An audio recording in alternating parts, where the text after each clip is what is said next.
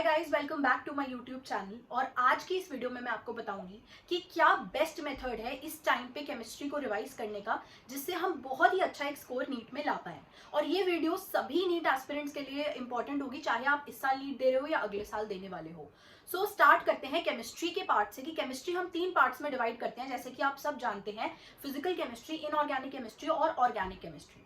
तो इनमें से अगर आप इस साल नीट देने वाले हैं तो मैं ये आपको रिकमेंड करूंगी कि इनऑर्गेनिक और ऑर्गेनिक वाले सेक्शन पे आपका फोकस ज्यादा रहना चाहिए। इनऑर्गेनिक और ऑर्गेनिक में इनमें आप कम टाइम में ज्यादा अच्छे से स्कोर कर पाएंगे। सो आपका मेन फोकस इन दोनों को ज्यादा ध्यान देने का होगा, ताकि इनमें हमारा कोई भी एक भी क्वेश्चन गलत ना हो। अब बात करते हैं कि कैसे हम अप्रोच करें और कैसे हम इनको फ्रीक्वेंटली रिवाइज करें, कैसे हम जल्दी जल्दी रिवाइज करें और ज्यादा से ज्यादा स्कोर केमिस्ट्री में ला पाए। सो ऑर्गेनिक केमिस्ट्री से स्टार्ट करते हैं। तो ऑर्गेनिक केमिस्ट्री एक ऐसा टॉपिक है, एक ऐसा सेगमेंट है जिसके अंदर आप बहुत अच्छा स्कोर कर सकते हो और क्वेश्चंस भी बहुत मुश्किल नहीं आते हैं। ये लोगों की बहुत गलत अप्रोच है कि ऑर्गेनिक केमिस्ट्री में बहुत डिफिकल्ट क्वेश्चंस कर लेते हैं, आईआईटी के लेवल के क्वेश्चंस कर लेते हैं, पर अगर आप नीट में देखोगे तो क्वेश्चंस काफी सिंपल और एनसीईआरटी बेस्ड आते हैं। तो आप कैसे अप्रोच करें ऑर्गेनिक केमिस्ट्री को? सो ऑर्गेनिक केमिस्ट्री के लिए सबसे इंपॉर्टेंट है कि आपकी जनरल ऑर्गेनिक केमिस्ट्री यानी कि जीओसी बहुत स्ट्रांग होनी चाहिए। और अगर आपने जनरल ऑर्गेनिक केमिस्ट्री मास्टर कर ली है तो आगे आने वाले कोई भी चैप्टर आपको मुश्किल नहीं लगेंगे। सो अब सवाल ये आता है कि ये जनरल ऑर्गेनिक केमिस्ट्री हम करें कहाँ से?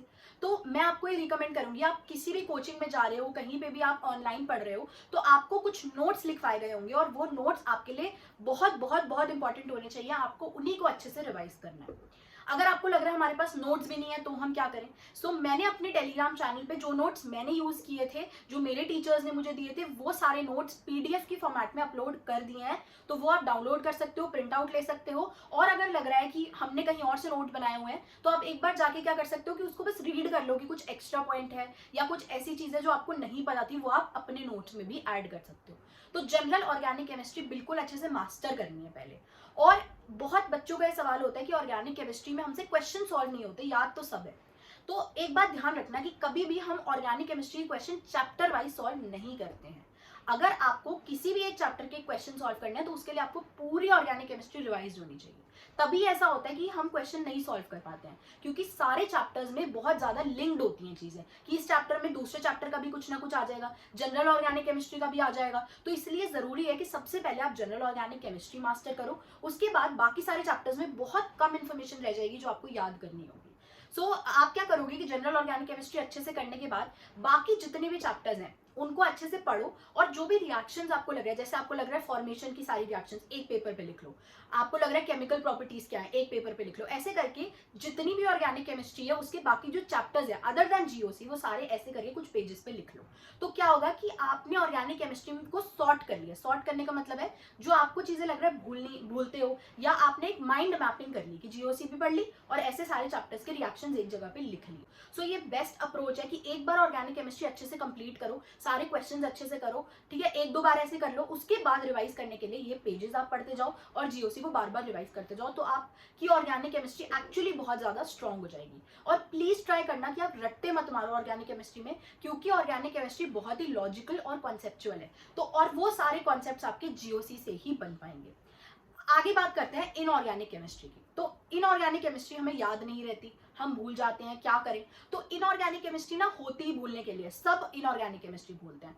अब इनऑर्गेनिक केमिस्ट्री को मास्टर करने के लिए पहले जैसे जीओसी थी ऑर्गेनिक में, वैसे यहाँ पे 2 चैप्टर्स हैं, केमिकल बॉन्डिंग और आपका पीरियोडिक क्लासिफिकेशन। ये 2 चैप्टर्स आपको बहुत अच्छे से आते होने चाहिए, बहुत अच्छे से पता होनी चाहिए सारी चीजें, सारे कॉन्सेप्ट्स। उसके बाद क्या करना है, इनऑर्गेनिक केमिस्ट्री अच्छे से पहले थॉरली पढ़नी है, एक बार पढ़ ली, 2 बार पढ़ ली।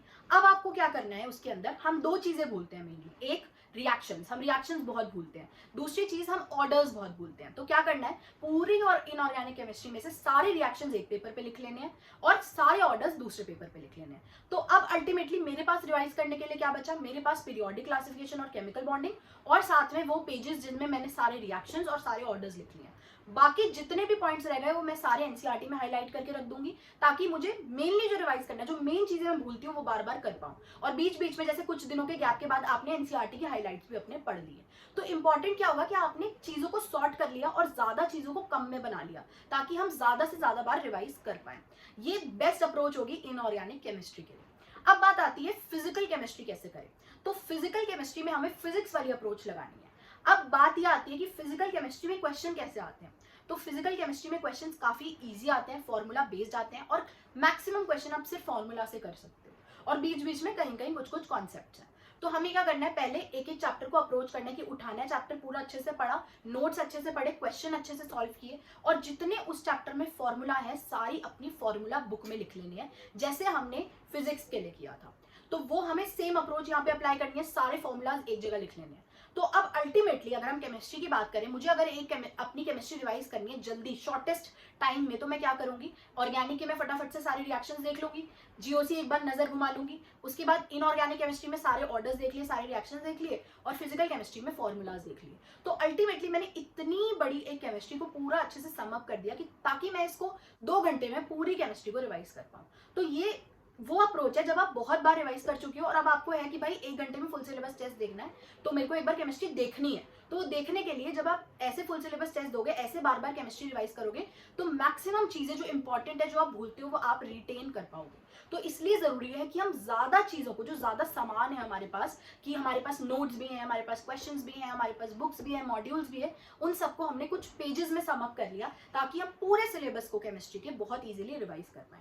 अगर आपको ये वीडियो जेन्युइनली पसंद आई हो, आपको बेनिफिशियल लगी हो आपके लिए, आपको लगा हो कि इससे आपकी हेल्प होगी, तो चैनल को जरूर सब्सक्राइब कर लेना, because that is the motivation I get from you all. And ऐसे ही मेहनत करते रहो। कोई भी डाउट आए, कोई भी आपको दिक्कत आए, तो आप मुझे कमेंट सेक्शन में बता सकते हो। मैं उसी प्रॉब्लम के ऊपर आपकी वीडियो बनाती रहूंगी और मैं हमेशा आप लोगों के साथ हूँ, आपको मोटिवेट करने के लिए, गाइड करने के लिए, हेल्प करने के लिए। So stay happy, stay healthy and study smart.